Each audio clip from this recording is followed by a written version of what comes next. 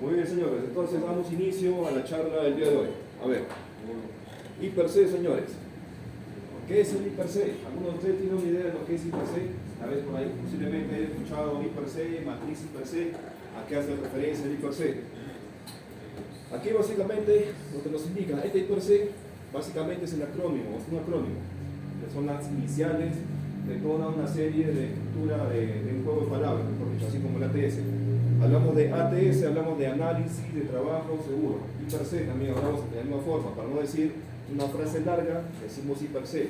En vez de decir identificación de peligros, evaluación de riesgos y establecimiento de controles, simplemente decimos hiper C. Entonces eso para que tengan en cuenta qué es hiper C básicamente. Entonces, hiper C, ya les mencioné lo que significa la palabrita. Ahora, ¿a qué hace referencia?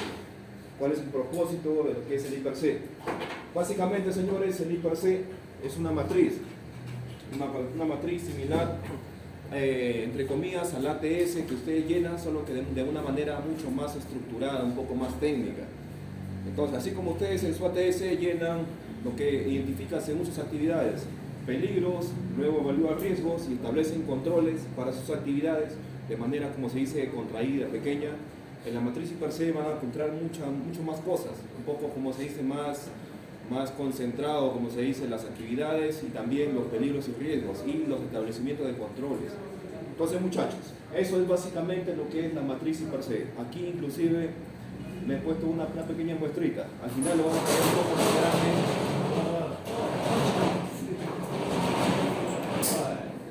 Si pueden apagar esas luces, tal vez les pueden ayudar un poco a visualizar un poco mejor. A ver, entonces esta matriz la vamos a ver al final un poco más grande para hacer un poco más de seguimiento, más que todo, para la interpretación. Entonces, señores, ya sabemos lo que es una matriz hiper C. Pasamos entonces, ¿para qué sirve una matriz hiper C? Ya sabemos qué es una matriz hiper C, ahora vamos a ir al punto exactamente. ¿Para qué sirve? ¿En qué nos va a ayudar?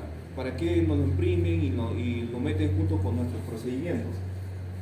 Básicamente, señores, la matriz hiper C, añadido a su propósito, básicamente, entre comillas, identificar peligros, evaluar riesgos y establecer controles, básicamente su propósito es ese: orientar a los trabajadores, orientar a todo el personal, dependiendo del tipo de proceso, servicio, cualquier rubro, porque no solamente este tema eléctrico, cualquier rubro lo pueden encontrar en industria, pesca, minería. La estructura va a variar un poquito, pero al final todo lo demás es prácticamente lo mismo. Entonces la idea es, mira, ¿sabe qué? Tengo un proceso X, Y o Z y hay determinadas actividades, hay determinadas tareas y cada actividad, cada tarea tiene sus propios peligros y riesgos. Entonces se identifica, se estructura, se grafica y luego ya simplemente se le da la información para que el personal lo lea, se involucre un poco en ese tema, reconozca a qué peligros está expuesto y cuáles son las medidas de control. Entonces hay que tener siempre en cuenta esto, señores. Entonces, en esta matriz vamos a ver también la evaluación de los niveles de riesgo. Como se menciona aquí, va desde el trivial, tolerable, moderado, importante e intolerable. Esos son los niveles de riesgo. ¿Cuándo es importante? ¿Cuándo es intolerable? Entonces, esta es una pequeña guía. También vamos a ver un poco más el tema de la interpretación. Por ejemplo, trivial. Un riesgo trivial, un riesgo que prácticamente ya, digamos, es lo mínimo necesario. Tiene estas características. Aquel riesgo que ha sido controlado y no representa una amenaza a la integridad de los trabajadores. Un ejemplo muy práctico. Tengo que levantar por ahí, no sé, algún objeto punzocortante. Así tal cual es un riesgo. Me puedo cortar, me puedo lesionar las manos. ¿Qué hago? Me coloco un guante de seguridad, simplemente levanto ese objeto. Tranquilamente ya controlé la situación. Entonces el riesgo está controlado, es trivial. Está presente, pero es trivial. Se puede controlar y está controlado. Tolerable. Tolerable. A pesar de no necesitar una acción, dice que requiere nuestros riesgos deben mantenerse vigilados para asegurarnos que no afecten la productividad, es decir, riesgos que están latentes todavía ahí. Utilizamos ciertos controles y todavía están latentes todavía ahí. Entonces puede ocasionar tal vez algún tipo de lesión. Moderado. Ya aquí ya hablamos un poco más elevado ya el tema del riesgo. Moderado, ¿cuándo se habla de un riesgo moderado? Aquel que requiere alguna acción para revertirse de forma permanente. Entonces riesgos que ya son importantes, que de no tomar medidas de control va a ocasionar algún tipo de lesión de alguna u otra manera. Luego sigue el tema de importante, ya va subiendo un poco más ya el nivel de riesgo. Importante. cuando el proceso debe detenerse hasta que el riesgo sea mitigado. Es decir, tal vez posiblemente se hayan encontrado situaciones en campo. Hay riesgos, como se dice, que de alguna u otra manera, si están presentes, no están controlados, simplemente no se puede realizar algún tipo de trabajo. Ejemplo práctico, a ver, ustedes que hayan encontrado en su trabajo, en su actividad, un riesgo, y que por ese riesgo, mientras no sea controlado, no hacen el trabajo. A ver, un ejemplo, ustedes que hayan encontrado en campo. A ver, por ahí escuché poste, un poste en mal estado, por ejemplo, que está resquebrajado, está por caerse. Líneas caídas también, por ejemplo, entonces, y energizadas, obviamente. Líneas caídas y energizadas. Intervenir una línea caída y que está energizada, ¿no intervendrían ustedes así tal cual como están? ¿Por qué no? Hay que utilizar implementos, hay que controlar ese riesgo.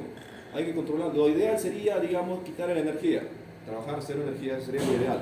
Pero si fuera el caso extremo de que no fuera posible, tienes que controlarlo de alguna u otra manera. ¿Cómo controlarían ese riesgo en esa situación, por ejemplo? ¿Cómo controlarían ese riesgo? El ejemplo que se acaba de mencionar, una línea caída por ahí, según su compañero menciona que sí se puede intervenir. ¿De qué forma lo harían? Aislando. ¿De qué forma lo aislarían? ¿Qué materiales, qué equipos utilizarían? Tenemos que tener bien claro eso porque en nuestro trabajo, en el día a día, siempre vamos a encontrar situaciones posiblemente, digamos, en lo real. ¿De qué forma aislarían? ¿De qué forma trabajarían de manera segura? Como le mencioné al inicio, sería lo ideal, ¿no? Quitar energía, cortar y simplemente trabaja sin energía, sin preocupación. Eso sería lo mejor, lo ideal. Entonces, muchachos, esas son formas de control, digamos. Entonces, intolerable. El riesgo ya más elevado, esto lo vamos a ver en la matriz. Nos dice, cuando una situación pone en peligro la integridad de personas o bienes materiales, el proceso queda prohibido hasta que el riesgo sea controlado. Esto ya es, digamos, un nivel mucho más extremo ya. Este tipo de situaciones ya no solo involucra al personal, también involucra ya al proceso. Es decir, si se realizara algún tipo de actividad, puede que haya accidentes mortales, puede que incluso haya daños al proceso, es decir, en este caso al servicio, por ahí una instalación eléctrica, daños materiales, pérdida, digamos, no solamente de vida, sino también pérdidas económicas para la empresa. Entonces, este ya es un nivel alto, intolerable, como se dice, ya no se puede tolerar ese nivel de riesgo. Si no se controla inmediatamente, nadie interviene, nadie realiza ese tipo de trabajo. Entonces, estos 5 puntos, básicamente lo van a encontrar en la matriz que vamos a ver luego. Traten de alguna otra manera de acordarse. Trivial, tolerable, moderado, importante e intolerable, los 5 puntos. Muy bien. ¿Cuáles son los beneficios de la matriz I per se? Los beneficios básicamente son los siguientes. Aquí vamos a ver unos puntos. La matriz I per se nos dice se emplea para planificar la capacitación e información. Por ejemplo, aquí ven, estamos dando charlas, capacitaciones de diferentes temas. ¿Por qué razón? Porque esos temas son necesarios para que ustedes los conozcan, porque esos peligros y riesgos se han identificado en la matriz, está plasmado ahí. La semana pasada, por ejemplo, ¿qué charla dimos? ¿Qué tema dimos la semana pasada? ¿Alguien se acuerda? ¿Alguien que estuvo presente? El tema de bloqueador, vamos a decir, el tema de radiación solar y cómo controlábamos eso. El tema de ropa manga larga, el tema de cortaviento, casco, lentes de seguridad oscuros, con protección, con filtro UV y el tema del protector solar para las partes de la piel, que simplemente, digamos, no estaban expuestas y no se podían cubrir. 1, 2,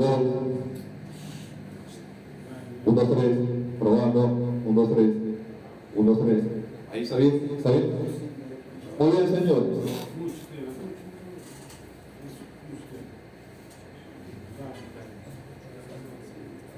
1, 2, 3, probando. Ahí, abajo. Ahí, ¿está bien?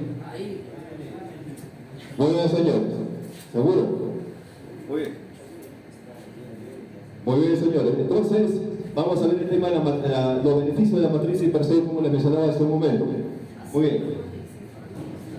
La matriz I per se se emplea, como les mencionaba hace un momento, para planificar la capacitación y la formación, lo que estamos haciendo aquí. Si identifica un peligro, un riesgo en la matriz, simplemente tenemos que orientar al personal para que conozca ese peligro, sepa identificarlo en su trabajo y de esta manera sepa establecer controles. Esa es la idea básicamente. No solamente saber, oye, mira, ahí hay un peligro, pero saber cómo controla ese peligro. Qué medidas de control existen en la empresa para poder controlar ese tipo de peligro. Otros beneficios: ayuda en la gestión de inspecciones realizadas en campo de la organización, colabora con la planificación de actividades de recursos y simplifica la confección de procedimientos. Muchas veces la matriz per se se elabora, como se dice, de manera general. No hay peligros muchas veces y riesgos específicos que se presentan en la actividad o simplemente se obvian. La idea es que la matriz presente los peligros y riesgos propios de nuestra actividad, lo más ajustado, lo más,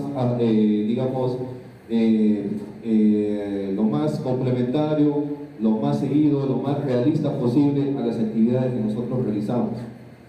Entonces, muchachos, seguimos. Aquí en esta parte, señores, vamos a ver lo que es la matriz, básicamente una básica. Luego vamos a ver la real, la que van a encontrar en su matriz impresa. Si se dan cuenta, es similar a la ATS. Encontramos peligros, encontramos los riesgos y encontramos las medidas de control. La única diferencia, señores, es que en una ATS tú realizas una actividad no rutinaria muchas veces y tú tienes que escribir qué peligros y riesgos identifican tu trabajo. En la matriz impresa ya viene, como se diría, es una plantilla básicamente. Todos los peligros y riesgos generales o potenciales que te puedes encontrar en tu trabajo ya viene descrita, ya viene establecidos los riesgos y también las medidas de control. Entonces, por eso es muy importante conocer esta matriz y porque también nos va a servir para, de alguna otra manera, como apoyo y soporte al llenado correcto de nuestro ATS. Entonces, señores, aquí de manera de ejemplo nada más, para poder seguir. Aquí otro ejemplo: traslado de poste o transformador. Un ejemplo, una tarea, por ejemplo. ¿Qué peligro nos identificamos? Por ejemplo, traslado de equipos y materiales, manipulación manual de carga, por ejemplo. Tenemos aquí grúa en movimiento, tenemos emisión de CO2. ¿Dónde se emite el CO2, por ejemplo? ¿Alguien sabe dónde se emite el CO2? Y por qué es un peligro, por qué se considera el CO2 un peligro. Eso es muy importante, señores, conocer. El CO2 es el monóxido de carbono. Todo equipo, toda máquina que funciona como un motor de combustión interna por medio de la tubería de escape, aparte de los demás gases, dióxido de carbono y entre otros, también expulsa monóxido de carbono.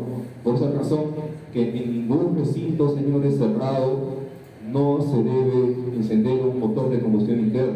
Por ejemplo, tienen ahí un generador eléctrico, están en un cuarto, lo hacen funcionar en el interior, ese lugar se puede llenar de monóxido de carbono. El monóxido de carbono es un gas venenoso en altas concentraciones.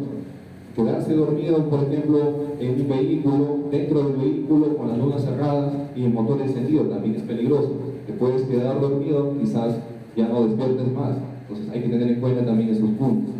El monóxido de carbono siempre es un problema en todo tipo de industrias. Otro tipo de peligro: carga y descarga de equipo, por ejemplo, manipulación de correas, contacto con los pies de sogas, equipos de transportes, uso de sogas, cables, trípodes, winches, etcétera, etcétera. Los riesgos: como les mencionaba siempre en las charlas, el peligro es la fuente, todo aquello que me puede ocasionar un daño. El riesgo viene siendo la probabilidad, el riesgo de contacto, en pocas palabras, la consecuencia. Tenemos aquí, por ejemplo, trabajo con equipos y materiales en peligro, la causa. ¿Cuáles serían las consecuencias? Choque, volcadura, colisión. Las medidas de control: cumplir con procedimiento de manejo, transporte y distribución de postes. Es decir, el chofer, el conductor, el operador de la grúa tiene que saber cómo manipular su equipo, su máquina, llenar su checklist, saber operar, tener la experiencia necesaria, tener su licencia de conducir de acuerdo al equipo que va a utilizar. Pues son medidas de control. Otro ejemplo: grúa en movimiento. Eso sería el peligro, la causa. Riesgo: al atropello. ¿Cuáles serían las medidas de control? Cumplir con los PEDs y charlas 5 minutos. Pero aquí también podríamos añadir lo siguiente: ¿qué podemos hacer para evitar un atropello? ¿Qué hacen cuando la grúa ya está trabajando o se estaciona en un lugar para iniciar una actividad? ¿Qué hacemos? Señalizamos. ¿Sí? Esa es una forma, señores, de aprovechar también un poco las medidas de control que utilizamos, que tenemos disponibles para poder, de alguna otra manera, en nuestra zona de trabajo real, básicamente, señalizar la zona e indicar tanto a vehículos como a personal, a peatones que están por la zona, de que ese sector nosotros estamos trabajando, estamos haciendo algún tipo de maniobra. Entonces, muchachos, son formas de control. Otro ejemplo para poder seguir: Aquí, por ejemplo, carga y descarga de equipos, materiales con camión grúa. Tenemos esto, aísla de poste, transformador, hilo, carrete, contacto con la persona. Esto puede ocasionar fracturas, golpes, por traumatismos. ¿Cuál sería la medida de control? Cumplir un tipo de ATS de acuerdo al trabajo a realizar. También hay otros puntos muy importantes que tener en cuenta ahí. Por ejemplo, mantenerse a distancia segura de las cargas suspendidas. Vamos a levantar una carga, utilizar los vientos, no acercarse a utilizar las manos para poder controlar el poste. ¿Poste cuánto creen que pesa un poste? ¿Alguien tiene una idea? Un poste según las medidas, el más pequeño. ¿Cuánto creen que pesa un poste? Póngale 200 kilos, como dicen sus compañeros por ahí. Muy bien. 550, depende de la estatura, del tamaño. ¿Es así? Si es de madera, o si es de concreto, o si es de fierro, va a variar. Entonces, pongámosle 500 kilos, un poste. ¿Ustedes creen que una carga suspendida vas a poder controlar con las manos si se desvía o esa carga se vuelca o se cae para un costado? 500 kilos, señores. Por esa razón es que se usan los vientos. Si con los vientos vas controlando. Si por algo ve al operador de la grúa se le va una maniobra por ahí, entonces los vientos sirven para controlar y estás lejos, a distancia. Si ese poste cae, pues no va a dañar a ninguna persona. Posiblemente el poste se dañe, pero ninguna persona va a salir lastimada. Entonces esa es la idea, señores. Controlar, esas son formas de control, obviamente. Y que obviamente mientras la grúa está haciendo su maniobra, carga suspendida, nadie esté cerca al radio de acción, nadie esté cruzando por la zona. También son medidas de control para evitar que una carga suspendida vaya a dañar, vaya a ocasionar algún tipo de daño a las personas. Entonces, muchachos, esto que ven aquí es una tabla de resumen. Esto lo voy a colocar en la parte externa, inclusive lo pueden tomar foto en el periodo comunal cuando usted les sirva de guía, básicamente para llenar sus ATS. Vamos a continuar con lo siguiente. A ver, aquí tenemos básicamente digamos las tablitas que se evalúan el nivel de riesgo. Vamos a ver esta tablita de aquí. Esta es la matriz que nosotros encontramos en nuestro, digamos, junto con nuestros PETs. Aquí nosotros encontramos, por ejemplo, la actividad, desmontaje interruptor de cierre automático, es decir, un reemplazo. Aquí encontramos todas las actividades, qué hacemos primero, qué hacemos segundo, qué hacemos tercero, cuarto, quinto, sexto, así según las actividades. Luego nosotros tenemos los peligros para esta actividad. Toda esta actividad tiene un peligro, dos peligros, tres peligros. Esta actividad tiene un peligro, esta actividad tiene dos peligros significados y así, según el tipo de actividad. Luego que están los peligros, simplemente las consecuencias, es decir, el riesgo. Por ejemplo, tenemos un riesgo aquí, un riesgo aquí. No se nota muy bien, pero lo voy a leer. Por ejemplo, aquí, señalización. Tenemos un peligro. Vehículos en movimiento, zona peligrosa, nos dice infección de COVID-19. Bueno, esto es que básicamente está en la TEC todavía. Señalización, consecuencias, atropellos, golpes por vehículos, asaltos, golpes, fracturas. Aquí, por ejemplo, desplazamiento por el exterior, oficina, en horarios, digamos, de 10 a 4 horas de la tarde. Peligro identificado, radiación solar. Por ejemplo, lo que comentamos la semana pasada, el tema de la radiación solar. Tenemos riesgo, tenemos exposición a la radiación, quemadura de piel, manchas solares, y en el peor de los casos, cáncer de piel. ¿Qué tipo de actividades? Rutinaria, no rutinaria, el nivel de riesgo. Aquí ven, esta tablita, severidad, probabilidad, nivel de riesgo. Esto está en las tablas anteriores que les he mostrado. Nosotros le vamos a volver ahí. Luego está acá, ven. Si se dan cuenta, moderado, importante, tolerable. Estos son el nivel de riesgo que les mencioné al inicio. Les mencioné cuándo es trivial, cuándo es tolerable, intolerable. Luego está, señores, las medidas de control. Aquí en este texto básicamente te indica todas las medidas de control. Esto es lo que tenemos que nosotros leer y identificar en nuestras matrices que ya tenemos impresas. Entonces, ¿cuáles son las medidas de control? Tenemos un peligro, muy bien. ¿Qué medidas de control existen? ¿Y qué PPs deberíamos utilizar? Esto sobre todo es muy importante. Entonces, volviendo un poco a la tablita anterior. Aquí, por ejemplo, acuérdense que el riesgo tiene básicamente dos componentes. Uno de ellos es la severidad, la consecuencia, y el otro es la probabilidad. ¿Qué tan probable es que una situación o un evento pueda darse? Y en caso de que se dé, ¿qué tan severo puede ser? Aquí la tablita es de 3×3, básicamente. Hay 3 puntos. 1, 2 y 3, baja, media, alta, y en severidad también similar, baja, media, alta.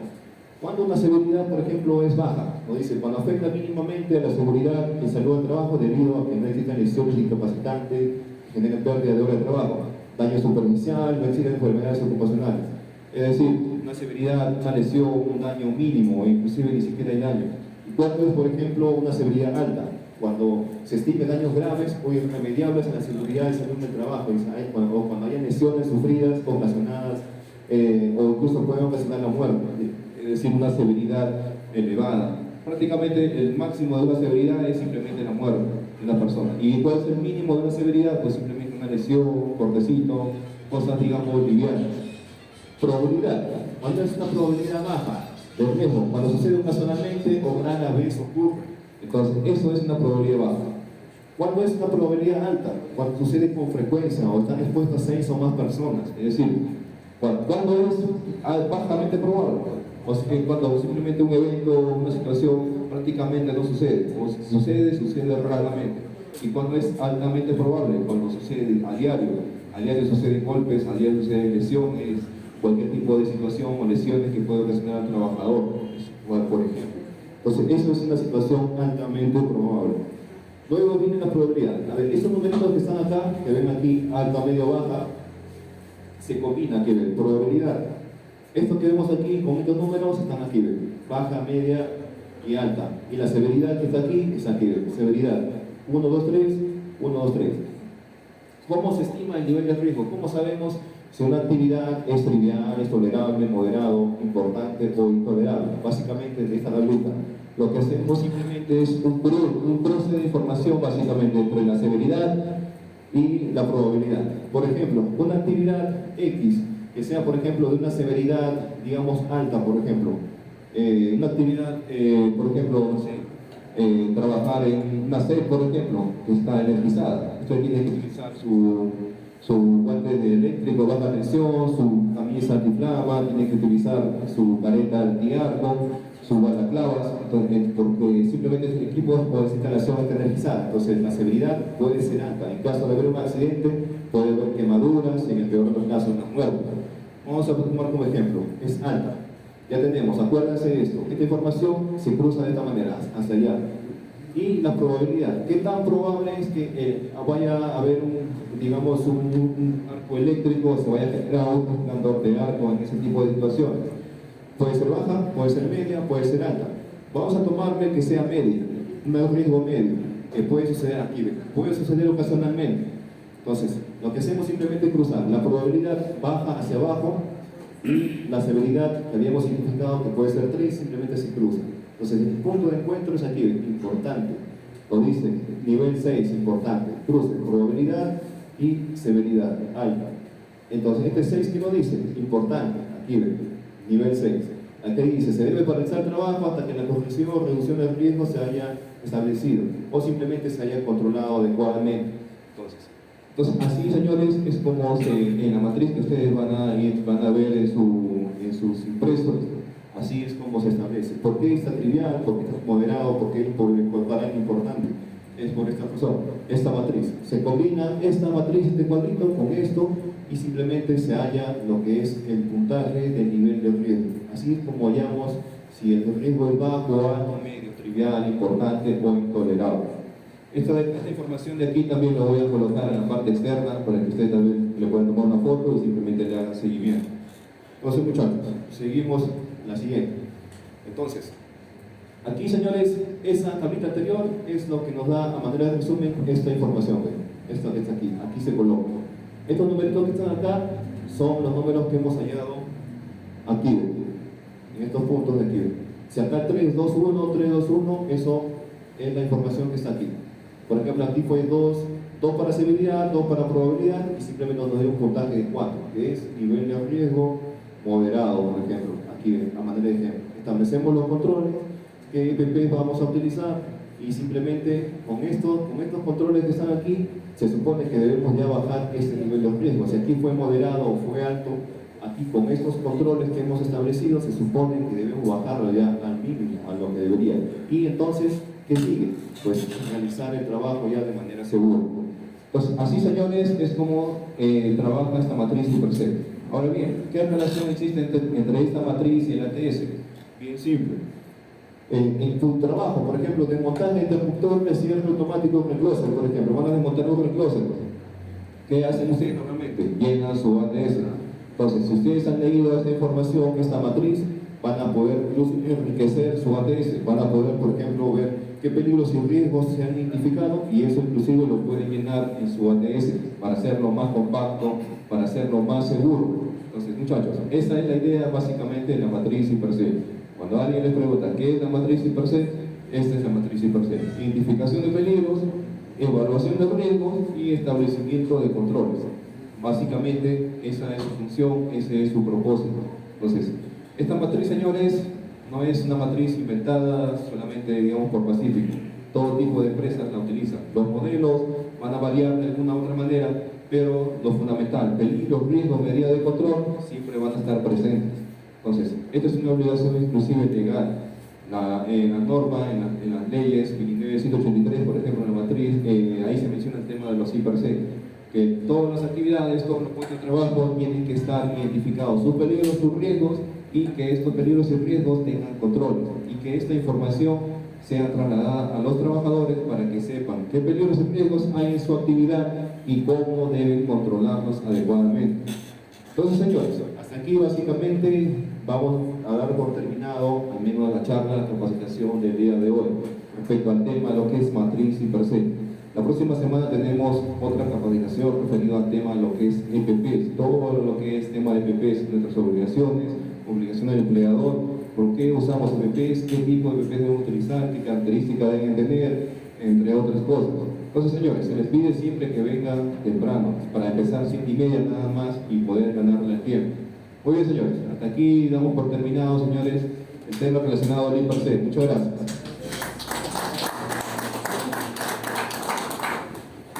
¿Alguno habla? Ahí me por ahí.